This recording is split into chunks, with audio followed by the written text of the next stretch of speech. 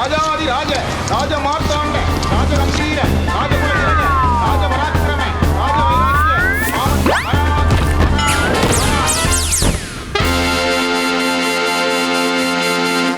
வணக்கம் மக்களே, இது நியூஸ் 18 தர்பார். நான் உங்க எழில்.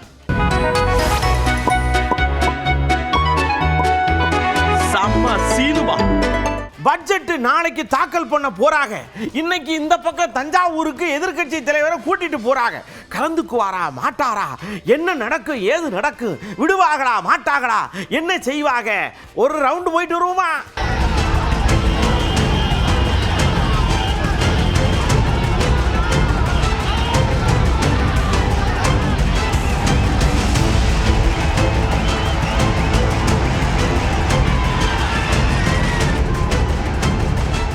மூத்த அரசியல்வாதி, இந்த தமிழ்நாட்டிலேயே அவரை மாதிரியான ஒரு அனுபவஸ்தர் கிடையாதுங்கிற மாதிரி செங்கோட்டையனை வரார். டப்பன் வந்து இங்கே வரங்க, நாங்கள் ஒரு தூய்மையான அரசியலை, சலவை தூள் பயன்படுத்தாத ஒரு தூய்மையான அரசியலை முன்னெடுக்கணும்னு எங்கள் முதலமைச்சர் ஐயா அப்படியே முச்சூடு உட்காந்து யோசிச்சுக்கிட்டு இருக்கார். அவருக்கு பக்கபலமாக இருக்க நாங்கள்லாம் எங்கெங்க இடர்பாடுகள் இருக்கோ அதெல்லாம் ஒதுக்கணுன்றதுக்காக தான் கைதை பண்ணி சடக்குன்னு தஞ்சாவூர் கொண்டு போனோம்கார். பெண்களை கொச்சைப்படுத்தி பேசுகின்ற அளவுக்கு ஒரு எதிர்கட்சி தலைவர் இருக்கிறார் சொன்னால் இதை எவராலும் பொறுத்துக் கொள்ள முடியாது என்பதுதான் மக்களுடைய உள்ளத்திலே இருக்கிற நிலைகள். எல்லா கட்சியும் அவருக்காக கண்டன ஆர்ப்பாட்டம் அங்கே இருக்கிற அறிக்கையை வெளியிட்டிருக்கிறார். ஒரு கட்சிகள் கூட இல்லை, அனைத்து கட்சியை சார்ந்தவர்கள், பொதுமக்கள், அதே நேரத்தில் நல்ல மனம் படைத்த ஒரு அத்தனை பேரும் இந்த கருத்துக்களை வலிமையாக எடுத்து சொல்லியிருக்கிறார். பெண்களை கொச்சைப்படுத்தி பேசுவது என்பது இன்றைக்கு தமிழ்நாட்டில் நடக்காத ஒன்றை எதிர்கட்சி தலைவர்கள் பேசியிருக்கிறார். ஆகவே இதற்குள்ள நடவடிக்கை மேற்கொள்ள வேண்டும் என்ற உணர்வுகளைத்தான் அனைத்து கட்சியை சார்ந்தவர்களும் பிரதிபலித்திருக்கிறார், பெண்களும் பிரதிபலித்திருக்கிறார். ஆகவே இவரை கைது செய்து சரிதான் என்பதுதான் இன்று மக்களுடைய உள்ளங்களிலே இருக்கிற நிலை. ஆனால் திராவிட முன்னேற்ற கழகம் மட்டும் போராடுகிறார்கள், மக்கள் போராடவில்லை. என் நெஞ்சில் குடியிருக்கும் இந்த வார்த்தைக்கு முழு அர்த்தம் ஆதவர்ஜுனாட்ட கேட்டா, என் நெஞ்சில் எங்கள் ஐயா விஜய் ஐயாவை தான் தூக்கி எடுத்து வச்சா அப்படியே வச்சிருக்கேன். 2 நாளாக தூங்கலை, என் கண்ணு பூரா கரகரன்னு இருக்கு.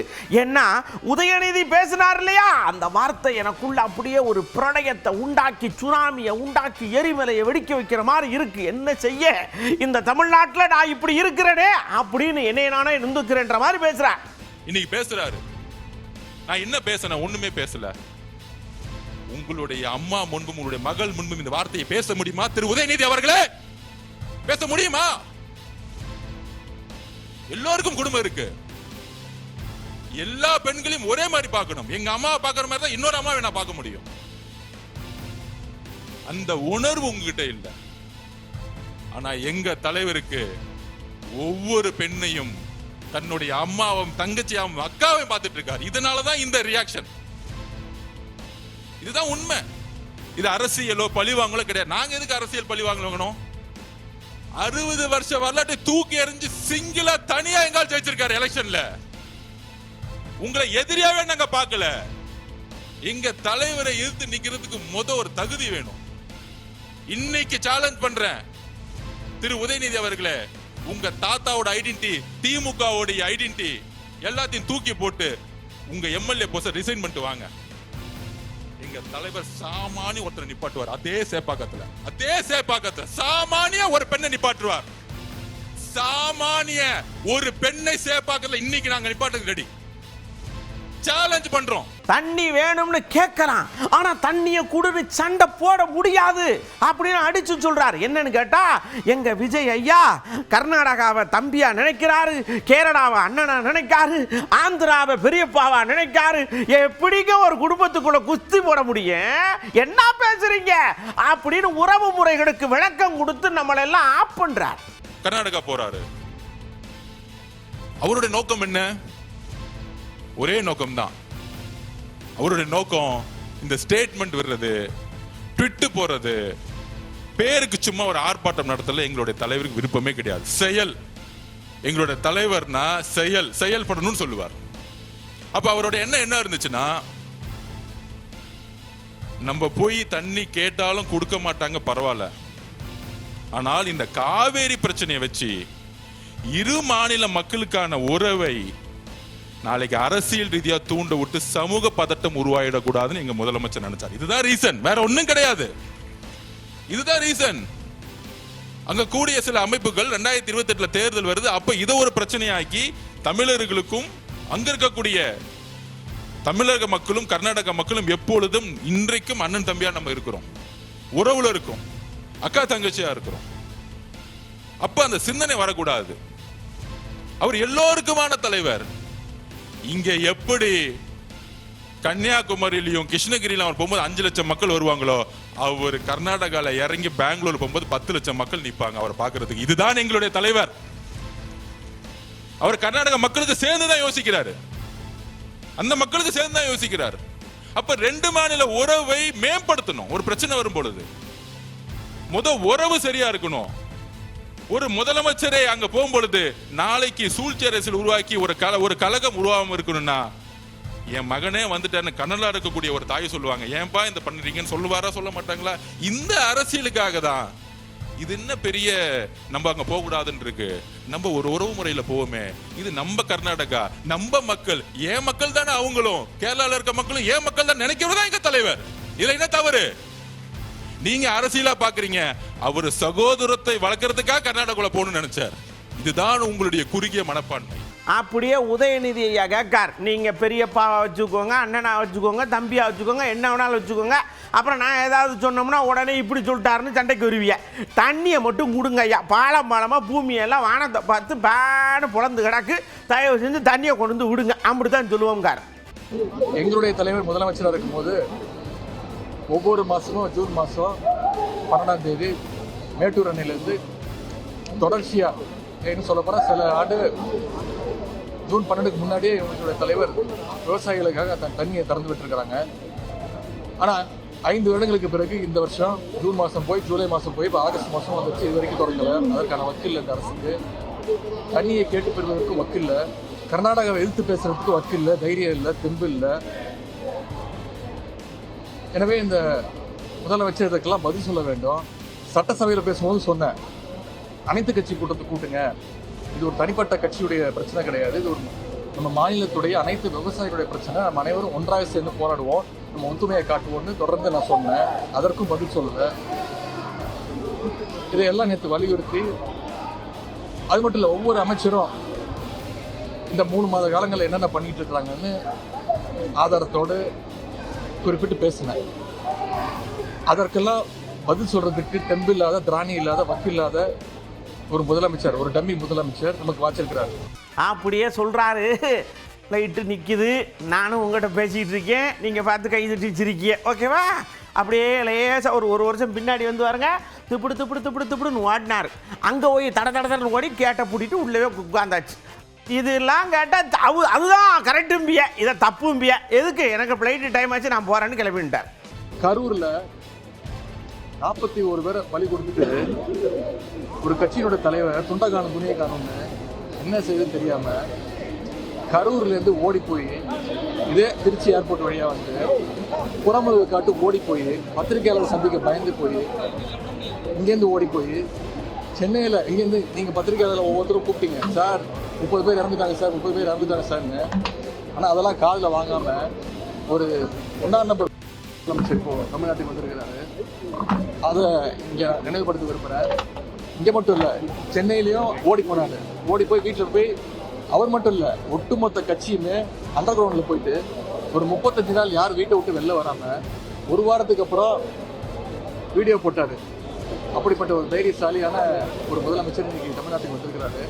ஆனால் அவர் நினச்சிக்கிட்டாரு, நாங்கள் அந்த மாதிரி திமுகவை சேர்ந்தவங்களும் வழக்கு போட்டால் பயந்துருவாங்க, ஓடி போயிடுவாங்க, அண்டர் கிரவுண்ட் போயிடுவாங்கன்னு நினச்சிட்டு இந்த மாதிரி பழிவாங்கிற வேலை பண்ணிட்டு இருக்கிறாரு. நாங்கள் அந்த மாதிரி கிடையாது. என்றைக்கும் மக்களையோ பத்திரிகையாளர் சந்திக்கும் திமுக என்றைக்குமே பயந்தது கிடையாது. மக்களோட மக்களாக என்றைக்கும் நிற்போம். இவர் கலந்துக்கு வாரா மாட்டாரா? இவர் அலக்களிச்சாங்களே, அவருக்கு உடலில் ஏதாவது பாதிப்பு ஏற்பட்டுருக்குமா, வீட்டில் படுத்து தூங்கியிருப்பாரா அப்படின்னு எல்லாம் யோசிக்கிற நேரத்தில் வண்டியை பூட்டிட்டு ஆளுங்களோட நேராக சட்டசபைக்கு சடக்குன்னு வந்துட்டார். எல்லாம் என்ன நடக்குதுங்க அப்படின்னு யோசிக்கிறதுக்குள்ளே சட்டசபையிலே உட்காந்துட்டார் டப்பு.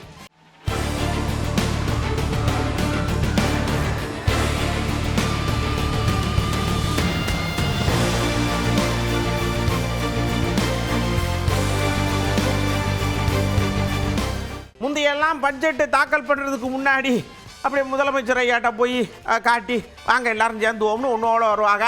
அதுக்கப்புறம் யார்ட்ட இது ஒன்றுமா. ஆனால் இப்போ பட்ஜெட்டை தாக்கல் பண்ணுறதுக்கு முன்னாடி கடவுள்கிட்ட போய் வைக்காங்க, இந்த பக்கம் இல்லாமல் பண்ணுறாங்க. பண்ணி நாங்கள் இந்த பட்ஜெட்டை அப்படியே சர்ன்னு வரணுன்றதுக்காக இப்படிப்பட்ட வேண்டுதல்லாம் வச்சுருக்கோம்ட்டு பட்ஜெட்டை கொண்டு வந்து கொடுத்துருக்காங்க. எல்லாம் படித்து பார்த்து உங்களுக்கு எதெல்லாம் தேவையோ எடுத்துக்கோங்க.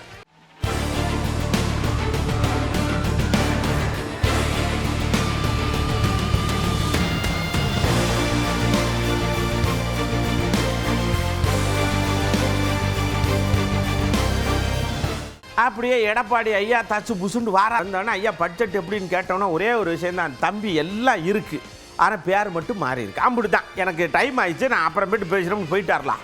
இதில் ஒரு சில மாற்றத்தை செய்வோம் என்று சொல்லி ஏற்கனவே இருக்கின்ற திட்டத்திற்கு ஸ்டிக்கர் ஒட்டி பெயர் மாற்றம் செஞ்சிருக்கிறாங்க.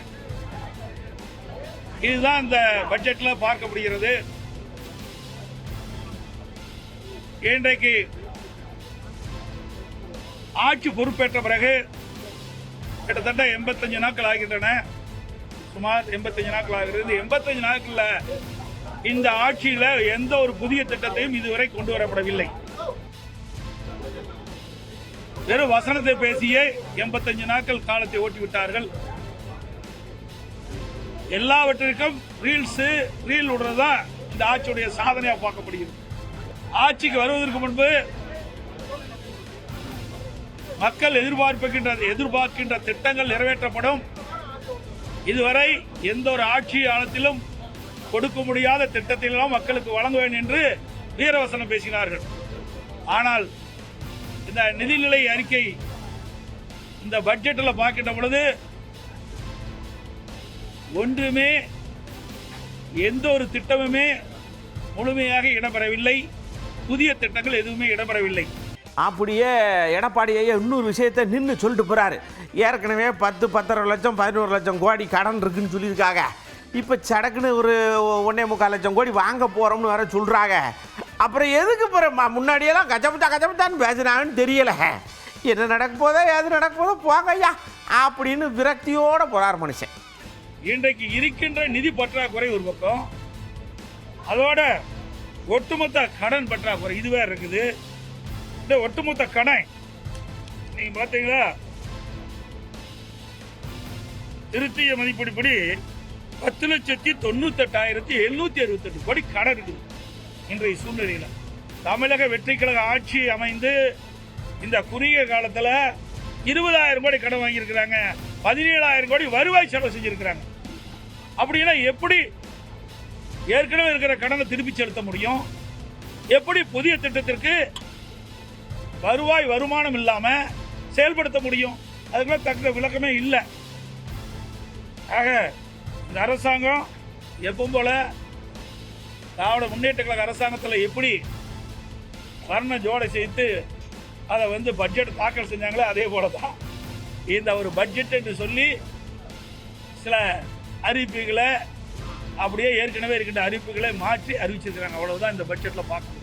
அப்படியே தமிழிசை அக்காட்ட போய் அக்கா பட்ஜெட்டை வாசிக்கிட்டு இருக்காங்க, நீங்கள் பார்த்துக்கிட்டு இருக்கியே என்ன நினைக்கிய கேட்டாங்கல்ல. உடனே அக்கா சொல்லுதாங்க, ரொம்ப கடுப்பில் இருக்கு தம்பி, பிரதமர் எவ்வளவு கோடிக்கணக்கான திட்டங்களை அனௌன்ஸ் பண்ணியிருக்காரு, அதில் ஒன்று கூட இல்லை. அங்கே இவையாட்டுக்கு வெற்றி தமிழகம் அந்த தமிழகம் இவாட்டுக்கு மாற்றி தப்பு, இது நல்லா இல்லை அப்படிங்க அக்காவுடைய கோபத்தை யாராவது டிரான்ஸ்ஃபர் பண்ணுங்க அந்த பக்கம். பெரிய எதிர்பார்க்கப்பட்ட பட்ஜெட் வெற்றி கழகத்தின் பட்ஜெட் வெற்றி பட்ஜெட்டாக போயிடுச்சு. ஏன்னா மிகப்பெரிய எதிர்பார்ப்பு. ஏன்னா தேர்தலுக்கு முன்னால் அவர் கொடுத்த வாக்குறுதிகள் என்று பார்க்கும் பொழுது தமிழகத்தில் ஒரு மிகப்பெரிய மாற்றத்தை கொண்டு வந்து விடுவார்கள் அப்படின்னு சொல்லிட்டு இவங்க திராவிட முன்னேற்ற கழகம் நிதி மேலாண்மைக்கு ஒரு குழு அமைச்ச மாதிரி நாங்களும் ஒரு குழு அமைச்சிட்டோம் அப்படின்னு சொல்றதுல தான் இருக்காங்களே தவிர மிகப்பெரிய எதிர்பார்ப்பு, அந்த எதிர்பார்ப்புக்கு ஏமாற்றமான பட்ஜெட். மாற்றம் கொண்டு வந்தார்களா? இல்லை, ஏமாற்றம் தான் கொண்டு வந்தார்கள். வெற்றி கொண்டு வந்தார்களா? வெற்றி தான் கொண்டு வந்தார்கள். அப்படிதான் இந்த பட்ஜெட்டை நம்ம சொல்ல முடியும். உதாரணத்திற்கு நான் என்ன தனிப்பட்ட முறையில் நான் சொல்ல வேண்டும் என்றால் ஏறக்குறைய 2800 கோடி அரசாங்க பள்ளிகளை மேம்படுத்துவதற்காக ஒதுக்கி இருக்கிறோம். அதில் டிஜிட்டல் கிளாஸஸ் எல்லாம் கொண்டு வரோம் அப்படின்னு சொல்றாங்க. இதுல PM ஸ்ரீய நீங்கள் ஏற்றுக்கொள்ளலாம். கேரளா, தெலுங்கானா போன்ற அரசாங்கங்கள் கூட ஏற்றுக்கொண்டிருக்கின்றன. ஆக PM ஸ்ரீயை ஏற்றுக்கொண்டு மக்களுக்கு கிடைக்க வேண்டிய எல்லா முன்னேற்றமான கல்வி முறையும் கொண்டு வரலாம். அந்நியாருக்கு சரியான எரிச்சல் என்னன்னா, நான் போன மீட்டிங்கில் சொல்லுதேன், ஐயா பட்ஜெட் போடும்போது மாவட்டத்துக்கு ஒரு தொழிற்சாலை ஆரம்பித்து வேலை வாய்ப்பை பெருக்குங்க. இந்த கம்மா ஏரிக்கரையெல்லாம் தூர்வாரி எங்கிட்ட இருந்து தண்ணி வர்ற சோர்ஸ் இருக்கோ கொண்டு அந்த குளத்தில் விடுங்க அப்படின்னு ஏகப்பட்டது. மரம் நடுறதுக்கு உண்டான சோலை ஆக்கிறதுக்கு உண்டான எல்லாம் சொன்னோம்ங்க. அதில் வாருங்க ஒன்றுமே இல்லை. அவ வாட்டுக்கு ஒதுக்குறோம்னு எங்கே ஒதுக்குறாங்கன்னு வாருங்கன்னு கொஞ்சம் கோவப்படுதாங்க. முழுமையாக கடன் தள்ளுபடி செய்யப்படும் அப்படின்னு எதிர்பார்த்தாங்க. ஆனா அது அறிவிக்கப்படலை. அவங்க ஏற்கனவே சொன்னது போல ஒரு சில கடன் தள்ளுபடி தான் நடந்திருக்கு. முழு கடன் தள்ளுபடி அறிவிக்கப்படவில்லை என்பது வருத்தத்துக்குரிய ஒரு விஷயம். அதே மாதிரி நான் ஏற்கனவே சொன்னது போல நீர்மிகை மாநிலமாக தமிழ்நாடு உருவாக வேண்டும் என்று அதற்கான எந்த அறிவிப்பும் இல்லை. முதல்ல தமிழ்நாட்டின் நதிகள் நம்ம இணைக்கிறதுக்கும் நம்மளுடைய தமிழ்நாட்டில வருகின்ற நீரை எப்படி பாதுகாத்து அதை நாம கடலில் வீணாக போய் கலக்காம அதற்கு என்ன செய்ய முடியும் என்பதை பத்தி அறிவிப்புகள் இல்லை. அதே மாதிரி இண்டஸ்ட்ரீஸ் ஒவ்வொரு மாவட்டத்திலும் அந்தந்த மாவட்டத்திற்கென்று சில இண்டஸ்ட்ரீஸ் நம்ம கண்டிப்பா அறிவிப்பாங்கன்னு நினைச்சேன். ஏன்னா இன்னைக்கு வேலை வாய்ப்பு தான் மிக முக்கியமாக இருக்கு.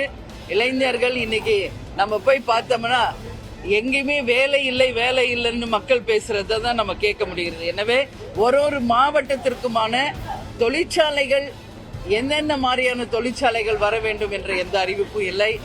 வேலை வாய்ப்புகளுக்கு எந்த அறிவிப்பும் இல்லை. சௌமியாக்காவுக்கும் சரியான கோபம் என்னன்னா, எங்க வீட்டுக்காரன் நானும் நடையா நடந்தோம்ரா, பிளிகுண்டுல இருந்து காவிரி வரைக்கும் சர நடந்து போய் மக்கள்கிட்ட மனுஷட்டெல்லாம் பேசி விழிப்புணர்வு ஏற்படுத்தி கொஞ்சோட தண்ணி வந்தாலும் அதை சேர்த்து வச்சுருங்க அப்படின்னு சொன்னோமா இல்லையா? இது சம்மந்தமாக நாங்கள் ஒரு புத்தகமே வெளியிட்டு இதில் ஏதாவது எடுத்து போட்டு அந்த மனுஷருக்கு நல்லது பண்ணுங்க அப்படின்னு சொன்னோமா இல்லையா? ஒன்றும் இல்லைங்க. என்னங்க இப்படி பண்ணுறீங்க, உங்களை நம்பி என்ன பண்ண முடியும் அப்படின்னு அவங்களும் கொஞ்சம் விரக்தியாக பேசுகிறாங்க. தமிழ்நாட்டில் மிக மிக மிக முக்கியமான இன்றைக்கு ஒரு பிரச்சனையாக கருதப்படுகிறது எதுனா, கிராமப்புறங்களில் இருக்கக்கூடிய விவசாயிகளுடைய கடன் சுமை. அந்த கடன் சுமைக்கு எந்த ஒரு நல்ல அறிவிப்பும் வரவே இல்லை. ஏற்கனவே 2000 கோடின்றது 6000 கோடியாக தான் உயர்த்தி இருந்தாங்க. அதை தான் திருப்பி சொல்லியிருக்காங்க. ஆனால் அந்த 16000 கோடி கடன் தள்ளுபடி, கூட்டுறவு கடன் முழுமையாக தள்ளுபடி செய்யப்படும் என்ற அறிவிப்பை எதிர்பார்த்து விவசாயிகள் அனைவரும் இன்னைக்கு தொலைக்காட்சி முன்னாடி உட்கார்ந்துருப்பாங்க. ஆனால் அந்த அறிவிப்பு வராதது மிகப்பெரிய ஏமாற்றம் அளிக்கிறது. அதே சமயம் மது ஒழிப்பு பற்றியோ படிப்படியாக மதுக்கடைகளை மூடுவது பற்றிய எந்த அறிவிப்புமே இன்னைக்கு பட்ஜெட்டில் வரல.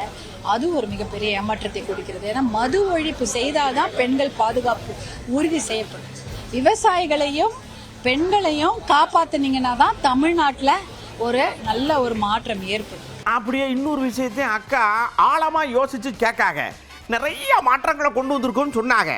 உத்து நாங்கள் பார்க்குறோம். முதல்ல 300 புள்ளக்காரர்களுக்கு ஒரு வாத்தியார் இருந்தாங்க. இதுவே ரொம்ப தப்பு. 30 உள்ளக்காடுக்கு ஒரு வாத்தியார் இருந்தால் தான் நல்லா கவனித்து கொண்டு போக முடியும். இப்போ 700 உள்ளக்காடுக்கு ஒரு வாத்தியார் கொண்டு வந்திருக்கீங்களே.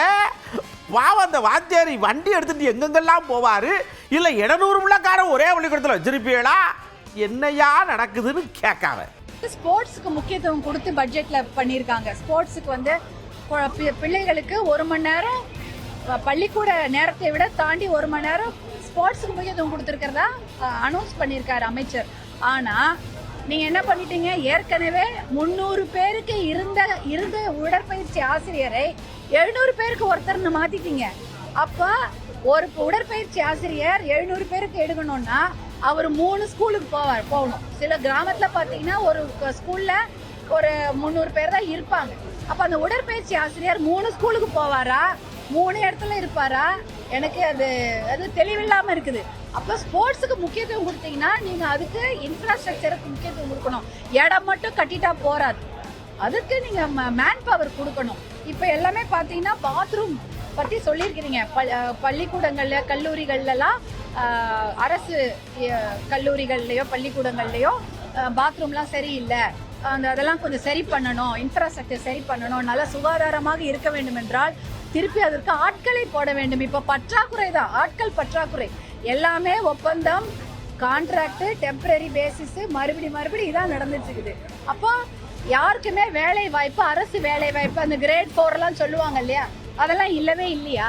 அப்படியே ஜவாஹிருல் ஐயா வந்தார். காகித மில்லத் ஐயா பேரில் விருது கொடுக்கும்னு சொன்னாங்க. குழுன்னு இருந்துச்சு. பரவாயில்ல, நல்லா இருக்கேன். அடுத்தும் சூப்பராக இந்த மாதிரி குழுன்னு இருக்கும் போட்டிருக்கேன் அப்படின்னு யோசிச்சா அவர் பேச இந்த பக்கம் எடப்பாடி ஐயா பேசுகிற மாதிரியே இருக்குது, இந்த பக்கம் ஸ்டாலின் ஐயா பேசுகிற மாதிரியே இருக்குது. எல்லா திட்டங்களும் அப்படியே வருது, பேர் மட்டும் மாறி வந்து விடுது. இது எங்கே போய் முடியும் அப்படின்னு நானும் யோசிக்கங்க. கடந்த காலத்தில் திராவிட முன்னேற்ற கழக அரசு நடைமுறைப்படுத்திய பல்வேறு திட்டங்களுக்கு ஒரு புதிய பெயரை கொடுத்து அதே வழியில் இந்த வரவு செலவு திட்ட அறிக்கை அமைந்திருக்கின்றது. எடுத்துக்காட்டாக சொல்ல வேண்டுமென்றால் நடுநிலைப் பள்ளிகள், உயர்நிலைப் பள்ளிகள், அதே போல் தொடக்கப் பள்ளிகள் இவற்றுக்கான கட்டுமான வசதிகள், இன்ஃப்ராஸ்ட்ரக்சரல் ஃபெசிலிட்டிஸ் மேம்படுத்தப்படும் என்பது ஏற்கனவே திமுக ஆட்சியில் நடைமுறைப்படுத்தப்பட்ட ஒரு திட்டம் என்பதை நான் குறிப்பிட விரும்புகின்றேன். அதே நேரத்தில் இந்த வரவு செலவு திட்டத்தில் தமிழுக்காக, தமிழை தன்னுடைய உயிர் மூச்சாக கொண்ட கண்ணியமிகு காகித மில்லத் அவர்களுடைய பெயரில் திருவள்ளுவர் தினத்தில் ஒரு விருது வழங்கப்படும் என்ற அறிவிப்பை வரவேற்கின்றேன். மக்களுக்கு எல்லாம் செய்யுங்க என்னாச்சு, நீங்கள் எல்லா திட்டங்களையும் வச்சுக்கோங்க. நல்ல திட்டம்னா எடுத்து வச்சுக்கோங்க, என்ன வேணாலும் பண்ணுங்க. ஆனால் தபக்குன்னு இடையில இப்படி கையை பிடிச்சிட்டே போகும்போது உதறிட்டு சடக்குன்னு இன்னொன்று தூக்கிட்டு போயிடாது. அது பாவம் அங்கனக்குள்ளே அம்போன்னு அனாதையாக கிடந்து போகும். அதனால் அப்படி பண்ணப்படாத. பேரக்கிற மாற்றினாலும் அப்படியே கையை பிடிச்சி இழுத்து தரன்னு கொண்டு போய் சேர்க்குற இடத்துல சேர்த்துருக்கங்கார தம்பி மூணு சார். நான் ஏற்கனவே சொல்லிட்டேன்ல, பள்ளி கல்வித்துறைக்கான நிதியை வந்து அவங்க குறைச்சிருக்காங்க, ஏற்க முடியாது. மற்ற துறைகளுக்கான நிதியை ஒதுக்கீடு செஞ்சுருக்கிறாங்க. அந்த செயல் திட்டங்களை சாத்தியப்படுத்தி வெற்றி பெறணும். நம்முடைய நோக்கம் வந்து குறை சொல்வது அல்ல, நிலைமைகளை சீரமைத்து மாநிலத்தை முன்னேற்ற வேண்டும், மக்களுக்கு அந்த நல்வாழ்வு திட்டங்கள் பயனுற செய்ய வேண்டும் என்பதுதான். அந்த அடிப்படையில் தான் எங்களுடைய கருத்தில் எடுத்து புரியல. அது நான் வரவேற்கிறேன். ஏன்னா ஏஐ தொழில்நுட்பம் என்பது வளர்ந்து வரக்கூடிய ஒரு மிக முக்கியமான தொழில்நுட்ப மாற்றம். உலக அளவில் அது வந்து எதிர்பார்க்கக்கூடிய ஒரு தொழில் புரட்சியாகவே அது மாறி இருக்கு. அதற்கு நியாயமான முறையில் நிதி ஒதுக்கீடு என்பது வந்து அது வரவேற்கத்தக்கது. அதை நம்ம கூட சொல்ல அதிமுக கொண்டு வந்த பட்ஜெட்ல கடந்த முறை திமுக அது வந்து ஒரு 3 திட்டத்தை வந்து கைவிட்டாங்க. 8 கிராம் தங்க மோதிரம், மாடு ஆடு வளர்ப்பு திட்டம். இந்த பட்ஜெட்ல நீங்க எப்படி பாக்குறீங்க? அதாவது சொன்னேன்ல, ஒரு முந்தைய அரசுகள் செய்த நல்ல விஷயங்களை இவர்களும் பின்பற்றக்கூடிய ஒரு விஷயங்களை சுட்டி காட்டியிருப்பதை நம்ம வந்து வரவேற்கிறோம். அதை நம்ம எல்லாம் குறை சொல்ல முடியாது. நான் ஏற்கனவே சொல்ல, எங்களுடைய நோக்கம் குறை சொல்வதல்ல, ஒழுங்கு செய்வது தான். அந்த அடிப்படையில் அந்த திட்டங்கள் இன்னும் மேம்படுத்தப்படணும். அதே போன்று திராவிட முன்னேற்ற கழகம் கொண்டு வந்த பல்வேறு திட்டங்களை வந்து அவங்க வந்து பெயர்களை மாற்றி அலங்கரிக்கிறாங்க. பெயர்களை மாற்றி அலங்கரித்தாலும் தொய்வில்லாமல் அதை கொண்டு செல்லும் என்பதுதான் நம்முடைய கோரிக்கை. அப்படியே நீங்கள் என்ன நினைக்கிறீங்க, பேரை மாற்றின மட்டும்தான் உங்கள் கண்ணுக்கு தெரியுது. அந்த திட்டம் அது பழைய திட்டம் தான், பேரை மட்டும் வந்து மாற்றிருக்கிறோம், அவ்வளோதான்.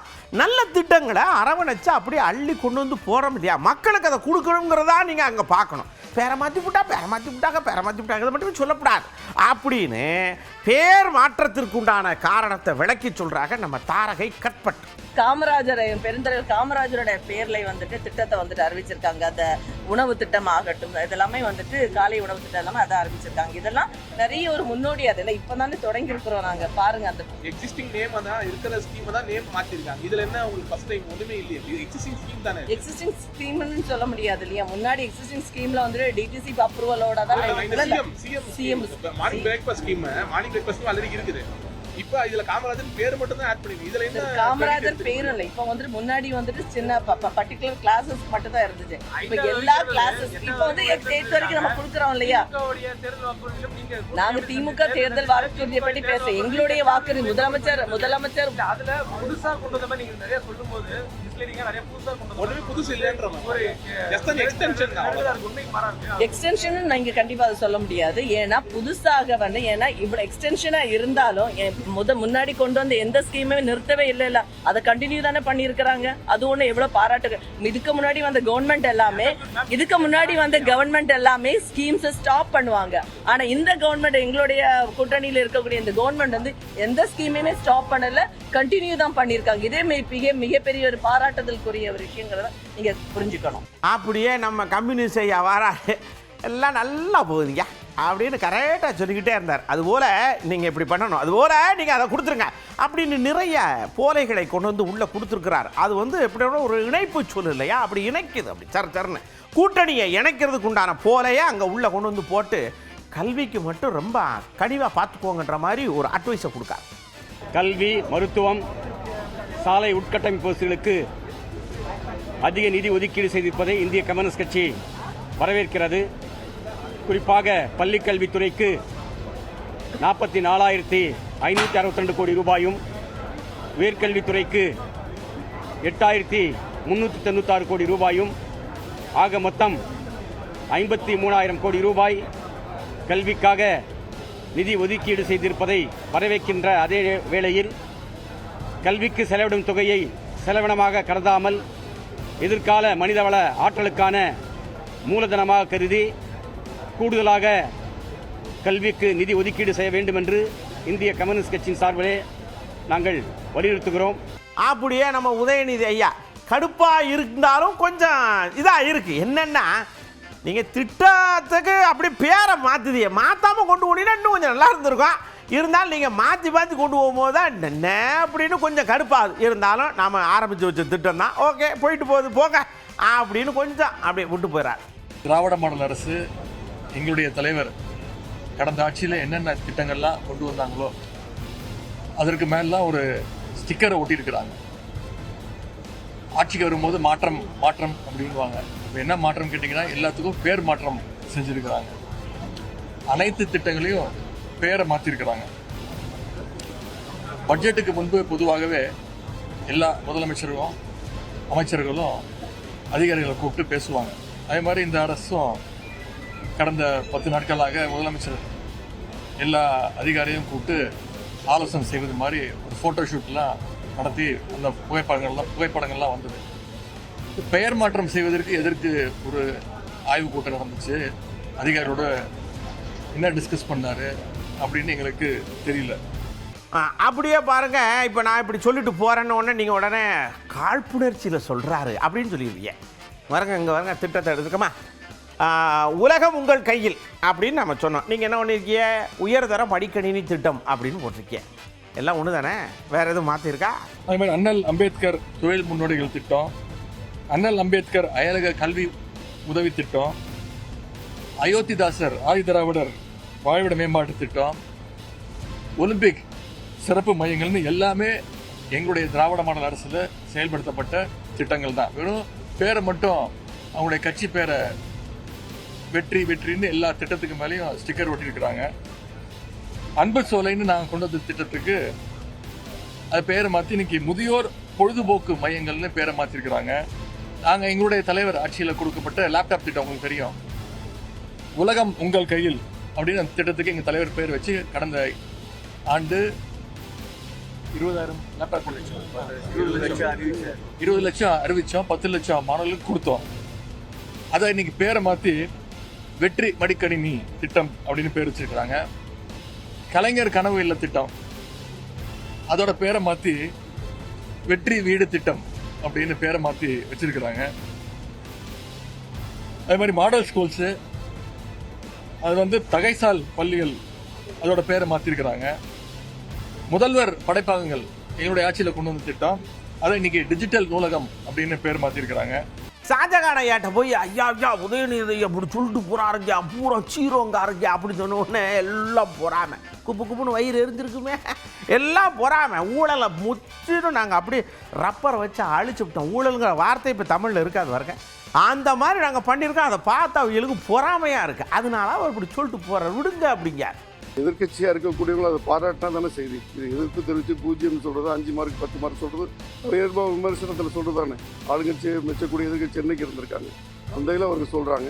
இன்னும் சொல்ல போனால் இதுவரை நடந்து வந்த ஆட்சிகள் எல்லாம் எந்த நிதிநிலைக்கு எப்படி அறிவித்தார்களோ அதை விட சிறப்பான ஒரு நிதிநிலையாக இருப்பதற்கு ஒரு காரணம் நிச்சயமாக ஊழலற்ற ஒரு நிர்வாகம் என்ற காரணத்தினால் வருடம் பல்லாயிரக்கணக்கான கோடிகள் இது போன்ற விஷயங்களுக்காக இந்த லீக்கேஜ்னு வார்த்தை சொல்லிக்கிட்டே இருக்காங்க அந்த பட்ஜெட்டில். அதுமாரி போனதெல்லாம் தடுத்து நிறுத்தினாலே லட்சக்கணக்கான கோடிகள் இந்த தமிழக மக்களுக்கு தமிழ்நாட்டுக்கு நலன்படக்கூடிய அளவுக்கு அது திட்டங்களாக உருப்பெறுவது மாற்று கருத்தல்ல. இன்று அதை கண்டுதான் இந்த பதட்டம்லாம் எனக்கு எதிர்க்கட்சி தலைவர்களுக்கெல்லாம் அதுபோல் இந்த ஊழல்லாம் ஒழிச்சிட்டாங்கன்னா வருஷத்துக்கு ஒரு 1 லட்சம் கோடி இந்த ஆட்சிக்கு மிச்சப்பட்டதுன்னா அதை வச்சு எவ்வளோ திட்டங்கள் செயல்படுத்தினாங்கன்னா தொடர்ச்சியாக இந்த ஆட்சி நிலை பெற்று விடுமே என்ற பதட்டம் தான் இந்த 0 மார்க் என்று சொல்றதெல்லாம். நம்ம திருமானண்ட கேட்டாக பட்ஜெட்டு போய்கிட்டு இருக்கு, அதில் இந்த சமூக நீதித்துறைக்கு கூடுதலாக பட்ஜெட்டை ஒதுக்குனது ரொம்ப சந்தோஷம். நம்ம வண்டியரசையா இருக்கார் இல்லையா, அதனால இனிமேல் சமூக நீதி 4 கால் பாய்ச்சல்ல சடக்கு சடக்கு சடக்கு சடக்கு ஓடிடும் அப்படின்னு நம்புறேன்னு சொல்லியிருக்கார்.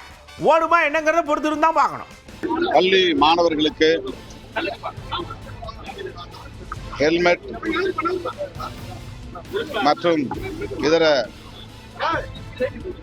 சாதனங்கள் வைக்கக்கூடிய அளவுக்கு வசதி உள்ள இருசக்கர வாகனம் வழங்குவதற்கு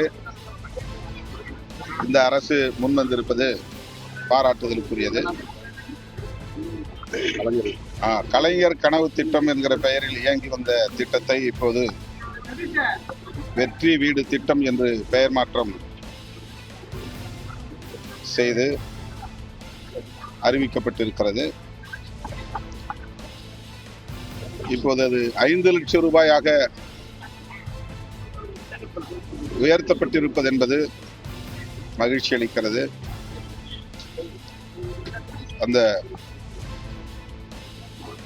மதிப்பீடு உயர்த்தப்பட வேண்டும் என்பதை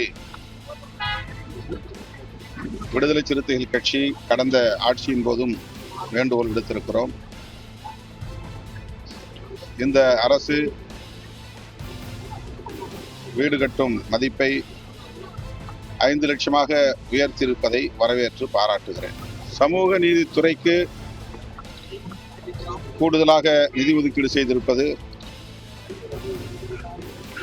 பெரும் மகிழ்ச்சியை தருகிறது. விடுதலை சிறுத்தைகள் கட்சியின் சார்பில் எனது பாராட்டுகளை நன்றியை தெரிவித்துக் கொள்கிறேன்.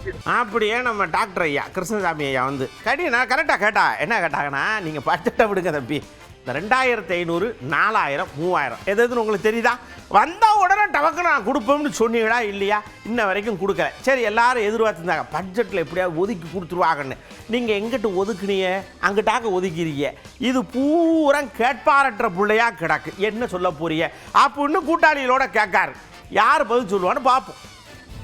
கன்னியாகுமரி சென்னை வரையிலும் பேருந்தில் இலவசமாக பயணிக்கலாம் மகளிர். இன்னைக்கு அது வெளில இந்த பட்ஜெட்டில் சொல்ல.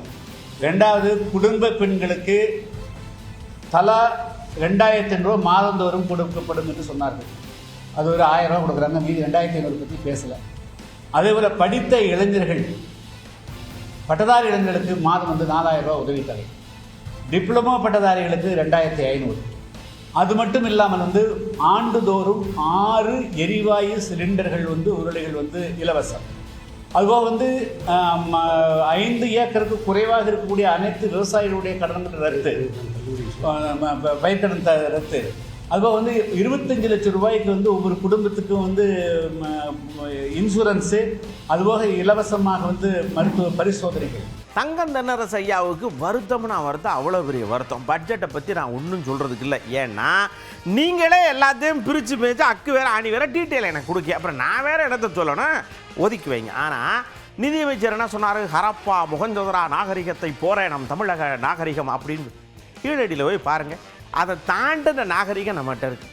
அந்த பக்கம் வெம்பக்கோட்டை பக்கம் போங்க, அங்கே அதுக்கு போட்டு நம்ம இது ஒன்று இருக்குது. அந்த பக்கம் போங்க, காரிசாத்தானில் அங்கிட்டு கிடக்கு. இப்படி எல்லா இடங்களையும் நம்ம தோண்டி தோண்டி தோண்டி தோண்டி காட்டுறோம். ஆனால் ஒருத்தரும் பதில் பேச மாட்டேங்க. என்னத்துக்கு இப்படி பண்ணுறீன்னு தெரிய மாட்டாங்க. மகளிர் உரிமை தொகை 1000 ரூபாய் நீங்கள் வழங்குகிறீர்கள், அவர் 2500 ரூபாய் கொடுப்பதாக சொல்லியிருக்கிறார்களே என்று நிறைய பேர் அது வரும் என்ற மிகுந்த ஆவலிலே இந்த ஆட்சிக்கு ஆதரவான மனநிலையை கூட இருந்திருக்கக்கூடும். ஆனால் ஒட்டுமொத்தமாக அனைவருக்குமே ஒரு ஏமாற்றத்தை இந்த பட்ஜெட் இன்றைக்கு அதை பற்றியான ஒரு பேச்சு மூச்சே இல்லை. அதில் பட்ஜெட்டில் எவ்வளவு என்னென்ற பேச்சு மூச்சே இன்றைக்கி அதுக்கான பண ஒதுக்கீட்டை பற்றியான பேச்சு இன்றைக்கி அதுக்கு வராத ஒரு சூழ்நிலையை அவர்கள் ஏற்படுத்தியிருக்கிறார்கள். இன்னும் கூட நான் ஒன்று சொல்லுங்க, நான் பட்ஜெட் அவர் படிக்கும்போது பார்த்தேன், ஒரு இடத்துல சொல்கிறாரு ஆற்றங்கரை நாகரிகங்கள் நம்முடைய இதில் எங்கே வளர்ந்து வருகிறது அப்படின்னு பார்க்குறாரு.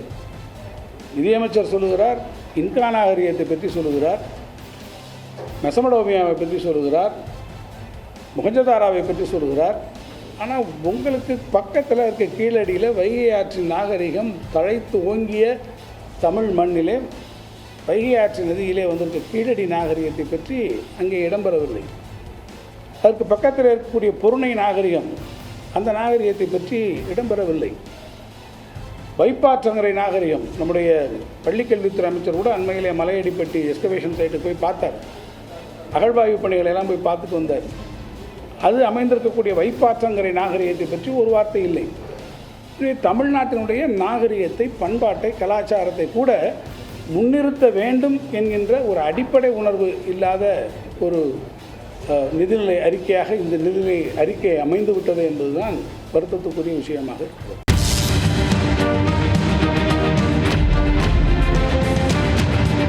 வழக்கம் போல தான் மக்களை கூப்பிட்டோம். பட்ஜெட் வந்து போச்சு. தாவேக்கா புது பட்ஜெட்டு கொடுத்துருக்காங்க, அவங்களும் புதுசு. அதனால் உங்களுடைய ஞான கண்ணுக்கு எப்படியெல்லாம் இந்த பட்ஜெட் தெரியுது, உங்களுக்கு என்னென்ன நிறை இருக்குது, குறை இருக்குது, இன்னும் என்னென்னலாம் பண்ணலாம், இனிமேல் பண்ணுறதுக்கு ஒன்றும் இல்லை, பட் நிறை குறை என்ன அப்படிங்கிறத சொல்லுங்கன்னு சொன்னால் துண்டு விடாமல் அப்படியே பேசுகிறாங்க பதிலாக.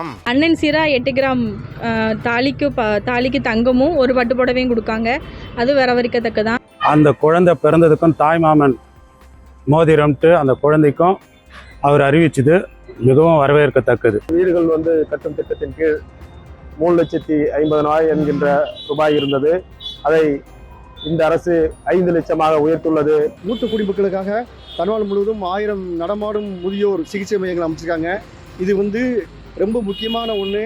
கருவுற்ற பெண்களுக்கு ஒதுக்கி இருக்கிறது, அவங்களுக்கு உணவு, இருப்பிடம், ஒரு நாளைக்கு முன்னதாகவே வந்து ட்ரீட்மெண்ட் எடுத்து அவங்களுக்கு தேவையான ஃபெசிலிட்டி எல்லாமே வந்து ஏற்றுக்கிற மாதிரி இருக்குது. இதில் ரொம்ப முக்கிய அம்சம் எதில் நம்ம பார்க்கணும்னா தாய்மாமன் சீர்திட்டம், அண்ணன் சீர்திட்டம், சேவை பெறும் உரிமை சட்டம் அமல்படுத்த வேண்டும் பல ஆண்டுகளாக கோரிக்கை விடுத்துட்டு இருக்கிறோம். இன்றைக்கு அறிவிப்பு வெளியிட்டிருக்கிறாங்க. வரவேற்கிற மாதிரி ஒன்றுமே கிடையாதுங்க. அது ஏற்கனவே எல்லாம் சொன்னது தான். சைக்கிள் ஏற்கனவே கொடுத்தது தான், லேப்டாப் கொடுத்தது தான். அவங்க ஆட்சிக்கு வர்றதுக்கு முன்னால் என்னென்ன வாக்குறுதிகள்லாம் கொடுத்துருந்தாங்களோ அந்த வாக்குறுதிகளில் ஒரு சிலரையாச்சும் நிறைவேற்றுவாங்க அப்படிங்கிற எதிர்பார்ப்பு பொதுமக்கள் மத்தியில் அதிகமாக இருந்துச்சு. மகளிர் உரிமை தொகை 2,500 ரூபா தரேன்னு சொன்னாங்க. இது வரைக்கும் அதற்கான ஏற்பாடு இல்லை. இளைஞர்களுக்கு சொன்னாங்க, ஆனால் இளைஞருக்கு 4,000 ரூபா கொடுத்தாங்கன்னா அதுவும் கிடையாது. 6 சிலிண்டர் அதுவும் இல்லை. விவசாயிக்கு கடன் தள்ளுபடி பண்ணார், அதுவும் இல்லை. மகளிருக்கு 2,500 சொன்னாங்க. இப்படி எந்த திட்டமும் வராத பட்ஜெட் வெற்று பட்ஜெட் தான். அந்த பட்ஜெட் ஏற்கனவே இருந்த ஆட்சி சுட்ட தோசையே அப்படியே திருப்பி போட்டிருக்காரு, அவ்வளவுதான். வியாபாரிகளுக்கும் ஒன்றுமில்லை, மக்களுக்கும் ஒன்றுமில்லை. போன ஆட்சியில் செய்த திட்டங்களுக்கு பெயர் மற்றும் மாற்றியிருக்கிறது இன்றைய பட்ஜெட். வறட்சி மாவட்டமான ராமநாதபுரத்தை சார்ந்த பகுதிகளுக்கு எந்த ஒரு திட்டத்தையும் அறிவித்ததாக தெரியல. அதே நேரத்தில் இன்னைக்கு விவசாய தொழிலாளிகளுக்கு 150 நாளை கூட 125 நாளை 150 நாளாக சொல்லியிருக்கிற நல்ல அம்சம் சொல்லப்பட்டிருக்கு. ஆனால் அதுக்கான நிதிக்கான ஏற்பாடுகள் சொல்லலை. தொழிலாளர்களுடைய அந்த பணி நிரந்தரம் அதை உறுதிப்படுத்த வேண்டும். இப்போ பட்ஜெட்டை பற்றின விஷயங்களோட அரசியலையும் சேர்ந்து கட்டி நம்ம தர்பாருக்குள்ளே கொண்டு வந்து போட்டாச்சு. பார்த்து என்ஜாய் பண்ணியிருப்பேன், சந்தோஷப்பட்டிருப்பேன். ஓகே, அடுத்து இதே மாதிரியும் நிறைய விஷயத்தோட அடுத்த தர்பாரில் நான் உங்களை வந்து கண்டிப்பாக சந்திப்பேன். அது வரைக்கும் அப்படியே 2 கையும் கும்பிட்ட மாதிரி விடைபெற்றுக் கொள்வது உங்கள் அன்பு நண்பன் எழில். வணக்க மக்களே.